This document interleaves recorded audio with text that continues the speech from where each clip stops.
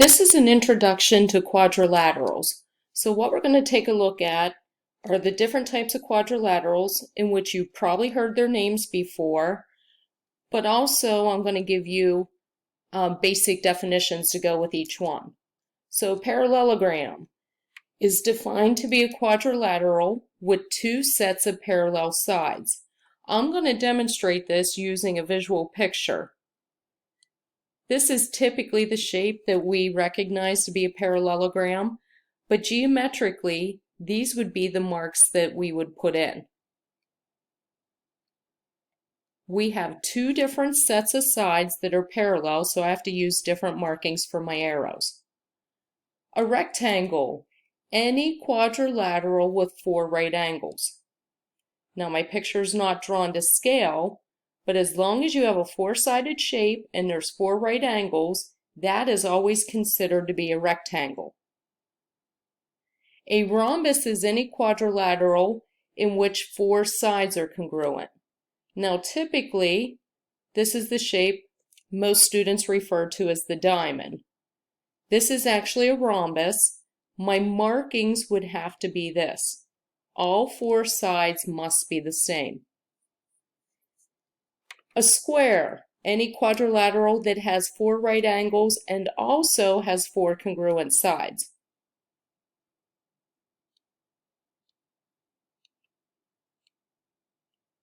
So here's my markings for a square.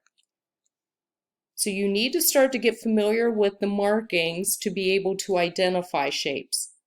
Now before I continue on, is a square a rectangle? The answer to that is a yes. A rectangle is any four-sided shape that has four right angles. A square has four right angles, so a square is also a rectangle. Okay, a trapezoid. Unlike the parallelogram, the trapezoid doesn't have two sets of parallel sides, it only has one set. So here might be an example of a picture to demonstrate that. I have one set of sides that are parallel to each other. Now my next definition is an isosceles trapezoid. So I need to start off with a trapezoid. Then the next thing in my definition is that it has one set of congruent sides. But in parentheses I have marked that this would be the non-parallel sides. So these two sides are not parallel. Those are the two that would have to be congruent in an isosceles trapezoid. Now you know what an isosceles triangle is.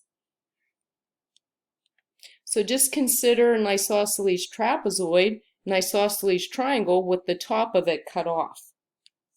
That might help you with recognizing those sides. Okay, the last quadrilateral that you need to know a definition for is a kite. Now many of you know what a kite looks like if you fly kites. Here's how we show it geometrically. It says that it has two sets of congruent, and then here's this word consecutive sides. Consecutive means one after the next. Here's an example of a kite.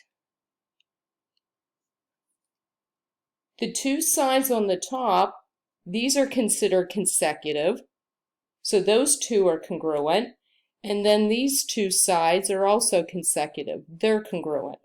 So that's what makes a quadrilateral a kite. Now we're going to take all these shapes based off their definition and try to make a diagram of how these shapes are similar and different and how they're related. So with the quadrilaterals, I can split it up into three categories. I'm going to put in what a couple of these are to start with.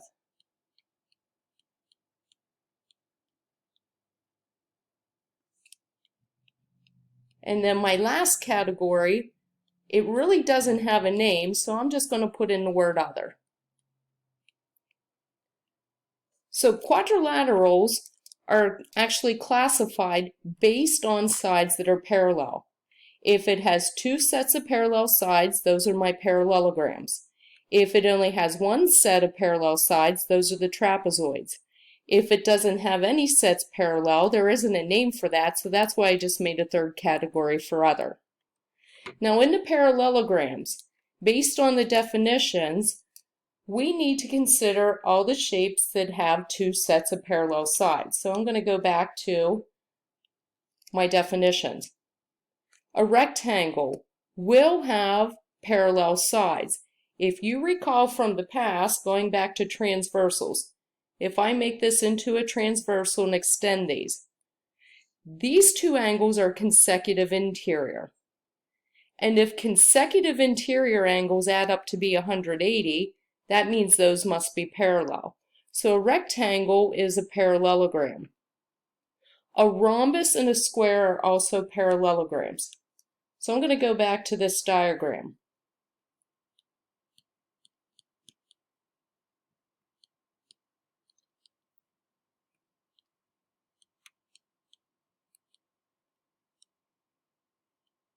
A rhombus is not a rectangle because a rhombus isn't guaranteed to have 4 right angles.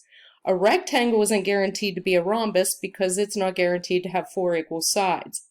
But if I take the rectangle and rhombus and combine both those definitions together, that's what forms a square.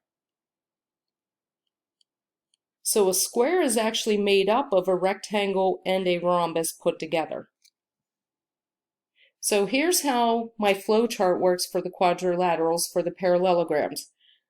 So if it has 2 sets of parallel sides, then those shapes might be rectangles. They could be rhombi, so I'm going to put that in there.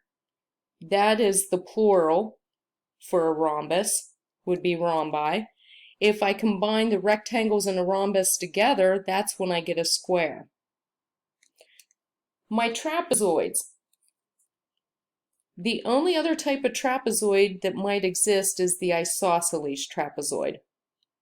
So I'm just going to kind of abbreviate that in there. Now in my last category, out of all the shapes that we looked at, the only shape that did not have 2 sets of parallel sides or any sets of parallel sides was my kite. Now, kite's not the only shape that's in this last category. So just as a quick example, that's a quadrilateral because it has 4 sides, but none of the sides are parallel to each other. So there's many shapes that belong in that last category, but kite is a specific name for one. Next, I'm going to give you some true-false questions. I want you to read through those and decide yourself if they're true and false. This might be a time for you to pause before I give you the answers to those.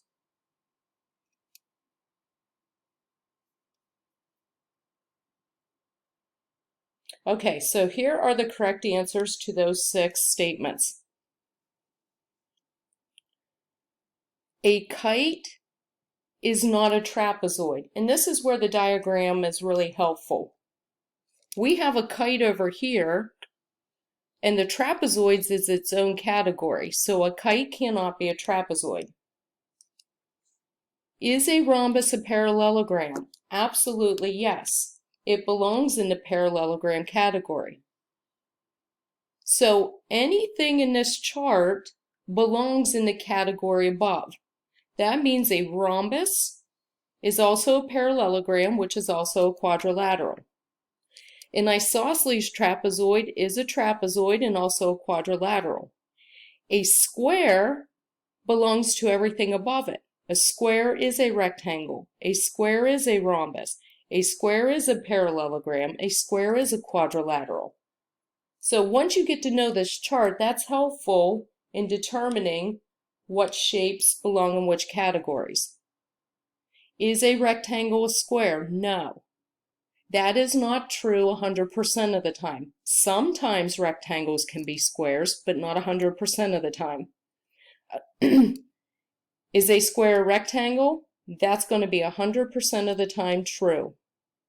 Parallelograms and trapezoids. A parallelogram can't be a trapezoid because they are in their own separate subcategories of the quadrilaterals.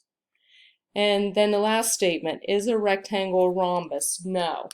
It could be a rhombus, and if it is, that's when we get a square. But these two are side by side, so that means rectangles don't belong in the rhombi category. The same with a rhombus doesn't belong in the rectangle category.